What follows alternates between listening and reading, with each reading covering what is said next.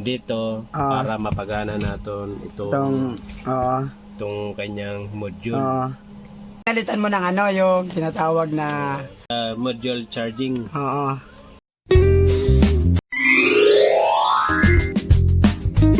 Ayan pre, ano nga yung sira ni Koy? Nung ano, kasi may nag-request. Ito ano? Yung Ining module. module. Sira nga kanyang module. Oo.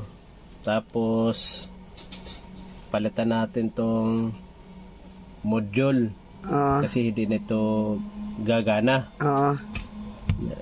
Ang gawin natin, malagay kita ng regulator dito para mapagana natin itong kanyang module. Amo lang. Ayan yung module controller. Module controller. Ayan. Sige, ayan. Adi na ang ano, yung ginawa ni parang Wari na ano, Koy. Adi, bali, ano na yun ni Preno, conversion. Conversion.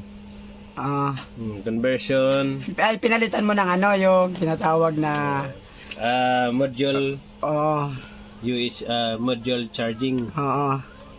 Module charging. Iba na siya. Dili na siya para sa dati. Salamat kay parang Wari no. Bre, salamat. Ayan.